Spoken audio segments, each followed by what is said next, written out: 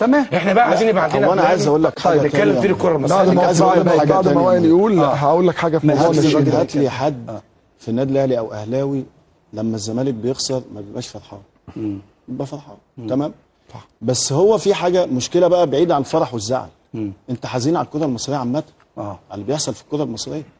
انت النهارده لما يكون اهلي وبيراميدز والمصري يطلعوا في يوم واحد، فانت لازم تبقى حزين على الكره المصريه. لا في مشكله، عندك مشكله وعلى اللي بيحصل في الكره المصريه. كابتن بدر قال مشاكل كتيره جدا في الكره المصريه، في البنيه التحتيه ما عندكش بنيه تحتيه بشكل كويس، فانت عندك مشاكل كتيره، عندك مشاكل في لوائح، عندك مشاكل في اداريات، عندك مشاكل في فنيات. الكره المصريه رايحه في حته مش كويسه. لا وداخلين على كاس عالم. وبعدين انت عندك مشكله كمان، انت ما بتتكلمش على الحدث الا لما بيحصل مشكله. طيب ودي ازمه. انت لازم تكون حاطط افكارك بشكل كويس جدا عشان ما تحصلش الازمه دي وبعدين تبدا تتكلم عليها. احنا دايما ما بنسبقش الاحداث، يعني ايه؟ ما بتعملش لقدام، فبيجي يحصل قلق في سنه او في 6 شهور تتكلم عليه وبعد كده تنسى لما الامور بتمشي ايه؟ طيب يعني من غير تخطيط. زيزو، امام عاشور، بن شرقي، اكتر 3 الهجوم عليهم الفتره دي، وقال لك ما جابوش بطوله في نادي الزمالك، هيجيبوا بطوله في النادي الاهلي، مع ان امام جاب بطولات وزيزو جاب بطولات وبن شرقي جاب بطولات. بص، هو امام عاشور لما تيجي تتكلم، هو ما هم اللي قالوا ان امام عاشور ده هو افضل لعيب في النادي الاهلي في الوقت اللي هو موجود فيه، صح كده؟ لما بيخسروا هيجيبوا اللوم على مين؟ على زيزو وامام وبن شرقي على اساس ان هم جايين من نادي الزمالك. طب ما انت اللي جبتهم. فانت النهارده اللعيبه دي لعيبه كبيره، خلينا متفقين، سواء في اهلي او في زمالك دي لعيبه كبيره. لكن المشكله مش في ال3 لعيبه. المشكله في ايه؟ المشكله في السياسه بتاعت النادي الاهلي. النادي الاهلي ما بقاش هو النادي الاهلي. عشنا وشفنا. ما بقاش هو النادي الاهلي. الزملكاويه بيقولوا النادي الاهلي مش النادي الاهلي. انا بقول لك بصراحه النادي الاهلي عنده مش هو النادي الاهلي. هو عنده مباراه واحنا بنقول بالظبط. النادي الاهلي دايما كان فيه نظام، كان فيه التزام داخل اوضه اللبس وفي الملعب، والسياسه ماشيه على الكل. لكن انت النهارده لما تيجي تتكلم عن النادي الاهلي، لا ده بقى مضطر ان هو يلاعب ناس بتلوي دراعه، انا اسف ان انا بقول لك بتلوي دراعه في الملعب. هل ده كان بيحصل في النادي الاهلي؟ يا وائل يا مهيب يا كابتن بعد اذنك، انا بتكلم على الاحداث دلوقتي يا كابتن. وهو واحد اسطوره من اساطير كره القدم المصريه وسيظل كذلك. عصام الحضري في وقت ما كان النادي الاهلي ما فيهوش حارس مرمى تاني، جوزيه خد منه الشاره وقعده 4 أو 5 ماتشات. وده ليه؟ لسبب يعني معين. وده اللي انا بتكلم فيه يا اسلام. ما هو ده اللي انا بقول لك عليه، ان مش النادي الاهلي. وعلى الجانب الاخر لعيب تاني ما يسافرش اديله 15 يوم. لا طبعا انا ضد هذا الامر تماما. لا وبعدين خد بالك يا مهيب، ده بيعمل بلبله. انت النهارده لما اللعيب يلوي دراعك ويلعب وفي لعيبه تانية ملتزمه وما بتلعبش، انت بتوقع اللعيبه دي. خلينا طب فدي تعمل مع الاعتراف مع الاعتراف ان امام عاشور افضل لاعب في مصر. خلينا نتكلم. ما انا ما اختلفتش، انا قلت لك حتى ال3. قلت لك ان بن شرقي لا بن شرقي بعيد جدا من ساعه ما جه النادي الاهلي برضه فنيا. انا بتكلم كلاعب كوره فنيا. طب ما خلينا نمسك لعيب كوره ده يا كابتن وائل. خلينا نتكلم كمحترفين. انت عمرك شفت حد في اوروبا بيوقف لعيب؟ هو في حياتي انا ما شفتش كده. ليه؟ تخصم مني لان ده متعاقد، لعيب متعاقد بياخد فلوس، بياخد ملايين، فالعقاب يبقى مش بره الملعب. لا الخصم. بس مع احترامي يا كابتن بدر، الثقافه هنا مختلفه. ما احنا ثقافه اللعيب هنا، لا ثقافه اللعيب ذات نفسه، لا ثقافه اللعيب هنا لا والايقاف مختلفه. لا خلي بالك يعني حصل في ليفربول، ما هو مشى قعد صلاح بره ماتش. ايوه انا عشان طلع يتكلم كلمتين. بص يا سيدي، انا بتكلم الثقافه هنا مختلفه. يعني ايه الثقافه هنا مختلفه؟ انا ممكن لعيب لو اتخصم منه فلوس ولعب فهو عنده احساس ان هو بقى اقوى من النادي.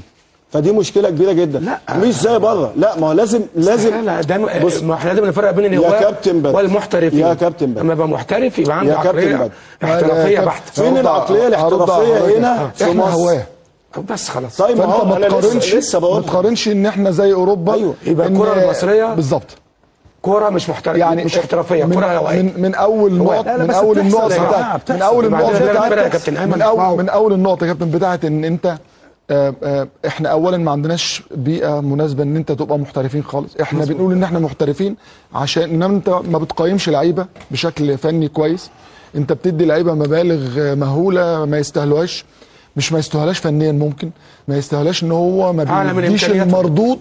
انه مثلا اقل حاجات اللعيب المحترف ده معناه ان هو لعيب كوره متفرغ، صح؟ طبعا. فبيقعد من الصبح من الساعه 8. انا راجل احترفت 11 سنه، انا كنت بروح النادي من الصبح الساعه 9 عشان افطر، عشان اتمرن الساعه 10، عشان اخلص تمريني، عشان اتغدى الساعه 1، عشان اريح من 2 ل 5 في الاوضه، عشان اتمرن الساعه 6، عشان اروح بيتي الساعه 10 بالليل. انا راجل لعيب كوره محترف، ما عنديش غير كده. فبيبقى في مردود، فتقدر تقول عليه محترف. فلما تيجي تقول ايه ما وقفوش انا اخصم منه عشان يبقى انا محترف، انما في الاخر لعيب الكوره هنا اساسا بيصحى من النوم الساعه 5 الظهر 5 المغرب عشان يروح يتمرن الساعه 6، عشان يخلص تمرينه الساعه 8، عشان يروح ينام ساعه او ساعتين، ينام ساعه او ساعتين عشان يعرف يطبق سهر عشان يروح التمرين تاني يوم. طيب كل 3 ارباع لعيبه في مصر عشان انا بس انا بالنسبه للنادي الاهلي كابتن اسلام، النادي الاهلي مشى قفشه، مشى اشرف داري، مشى رضا سليم اللي هو جاب المكسب للجيش الملكي امام بيراميدز،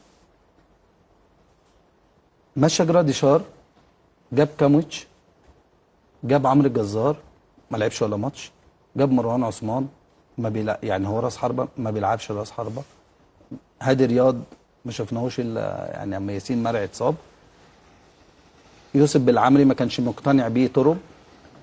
ايه الرؤيه؟ ايه السياسه؟ ايه اللي بيحصل؟ اللي بيحصل ان في هناك امور خاطئه بتحصل واضحه جدا جوه النادي الاهلي. انا لما يبقى عندي، انا لو صاحب شركه بديك فرصه ان انت تشتغل، ما اشتغلتش او ما جبتليش المردود اللي انا عايزه، المفروض يحصل ايه؟ يبقى انا اسمها انا فاشل. انا فاشل. ايه اللي يحصل؟ المفروض كرئيس مجلس اداره او كمجلس اداره اخد قرار مباشر انه اللي جاب اللعيبه دي اللي حضرتك الاسماء اللي انت بتتكلم عنها دي كلها اسماء محترمه. انا هنا بتكلم فنيا، وانا كان واضح جدا جدا في فتره ما قبل رمضان لما كنت انا وانت بنتكلم دايما هنا، قلت لك انا غير مقتنع بالمدرب وغير مقتنع بالاسماء اللي موجوده، ولكنها هي افضل الاسماء اللي موجوده على الساحه. انت قلت انا فاشل، مش انا اسلام يعني. امال طيب مين انا فاشل؟ اللي بيختار، هو مين اللي اختار الاسماء دي؟ ومين اللي وافق على ان الاسماء دي تخش النادي الاهلي؟ ومين اللي قال ان يسترب واحد من المدربين الكويسين ويجي؟ يعني هنا بتكلم على شكل ده غير بقى شكل التعاقد اللي انت اتكلمت عليه، الفضايح اللي بتحصل من شكل التعاقد. يعني ايه؟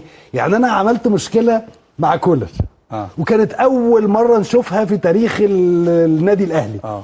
ان مدرب يمشي وياخد مرتبه لغايه لما يشتغل تاني. حلو خلاص؟ حلو.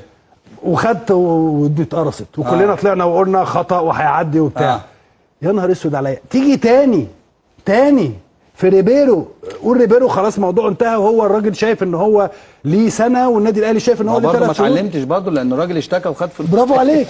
جيت على الثالث. لا في مشكله.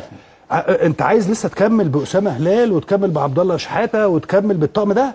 لا يا جماعه، الناس دي محترمه، واللي انا عرفته كمان انها ناس محترمه جدا جدا بس بعيدا عن كره القدم.